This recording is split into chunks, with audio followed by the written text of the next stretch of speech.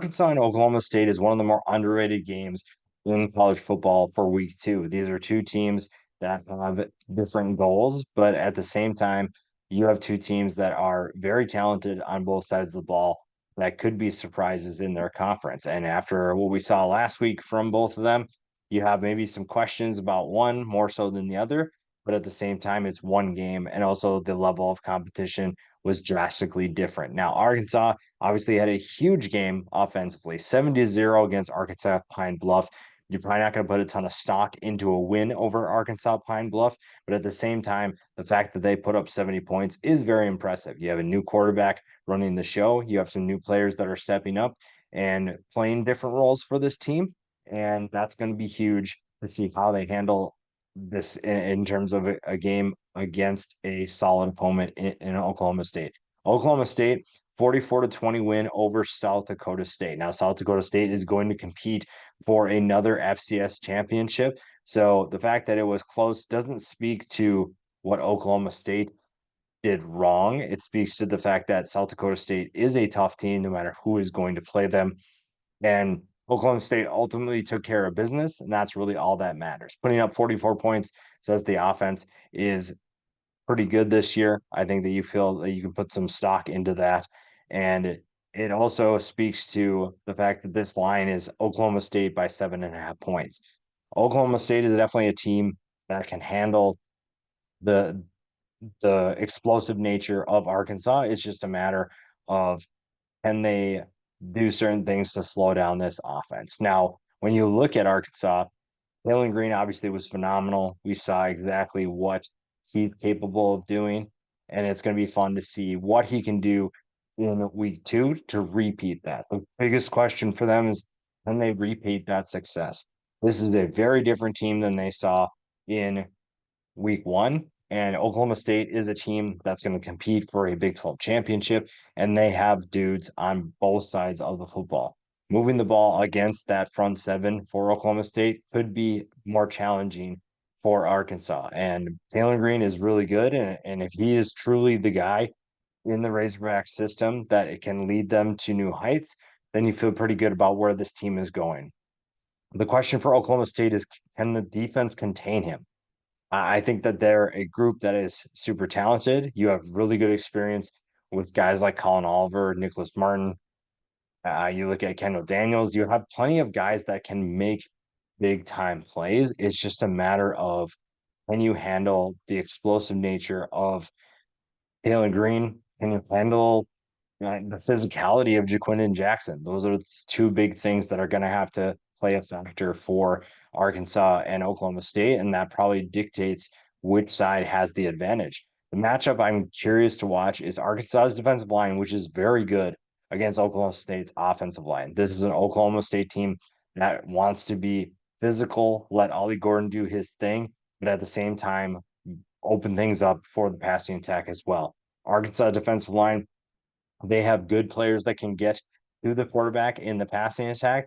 They also have good interior defenders that we'll talk about here in a little bit that are going to make life difficult for Oklahoma State's rushing attack. And that's going to be a huge matchup to watch because that probably dictates which side has more success. Oklahoma State is a balanced offense that can get going in a hurry. And if Arkansas's defensive line is getting pushed around, then Oklahoma State is probably favored and can see more success because of that fact alone. Now, the impact players that we'll pay attention to, we talked about Taylor Green, and one of the questions that we had for him coming into this new team is, can he be more consistent? Can he be more consistently good?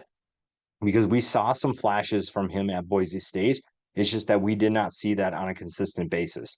And we saw, obviously, in week one, you can't put too much stock into one game, but 220 yards through the air and two touchdowns, as well as 88 yards and two touchdowns on the ground, shows exactly what he's capable of doing. And if he has another performance like that, Oklahoma State's going to be in trouble. And this is an Oklahoma State team that can very much make his life difficult. So his decision making is going to be a big part of that. Now, joining him in the backfield is a guy that's going to balance him. I think or complement him really well in Jaquindon Jackson. Jackson is one of those physical runners that had a solid game last week, and he is going to play a big role once again because you have like I said, you have an Oklahoma State defense that is going to look to slow you down. And it's just a matter of what guys like Jackson can do. Can Green make smart decisions? And can the rushing attack do what they need to do to continue moving this ball down the field? The defense, like I mentioned before, they play a big role as well. The defensive tackles I mentioned earlier, Eric Gregory and Cameron Ball were two guys that we talked about coming into the year. And I thought that this Arkansas team had some pretty good depth at the defensive tackle position. Same with the defensive end position. Now you face an Oklahoma State team that has good experience on the offensive line and a running back in Ollie Gordon that is one of the toughest to stop in college football. A very physical back with good size, and he is someone that's going to be tough to take down.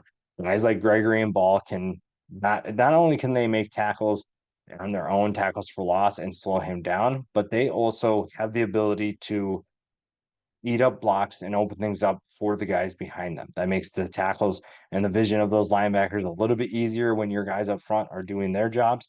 And that's going to be a big key to this team. If they're not able to slow him down, it's going to be a long day. And Ollie Gordon is someone who is capable of exploding, and that's going to be a bad thing if you're an Arkansas fan. Now, for Oklahoma State, you also feel pretty good about where you are at because you have a guy like Ollie Gordon. Ollie Gordon is someone who can have a monster game.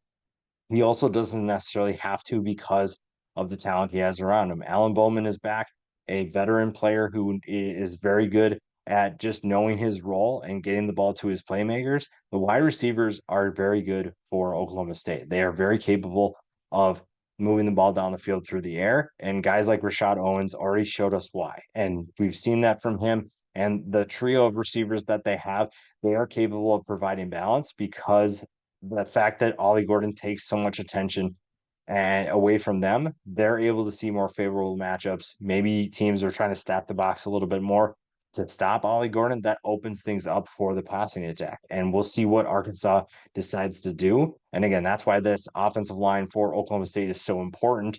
And that's why that matchup to watch against Arkansas's defensive line is so important for this game because we've seen what this offense is capable of doing. We've seen what Ollie Gordon is capable of doing, and that means good things if you're Oklahoma State. The defense is going to have their hands full. Stopping a guy in Taylor Green is going to require all hands on deck. So a guy like Colin Oliver, Nick Martin, they're going to have to really step up and make sure that everyone else is in position. Trey Rucker is another name to keep an eye on the back end.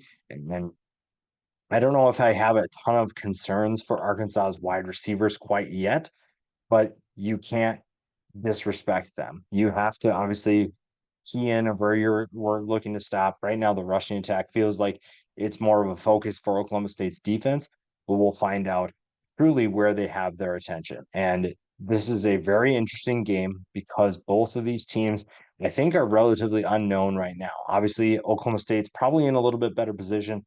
I think we know what they're capable of doing right now, but it's early in college football. It's a new year, and that's what makes this so interesting because we don't necessarily know what these teams are going to be, but we have kind of an idea. And that's what makes this game so intriguing. Yes, Arkansas put up 70 points. And yes, Oklahoma State gave up 20 points. But there's a reason why Oklahoma State is favored by 7.5. It's a more balanced team as of right now. And we'll see what happens. But it feels like Oklahoma State is going to be able to handle business. It's just a matter of how close this game is, because I think it'll be closer than people expect.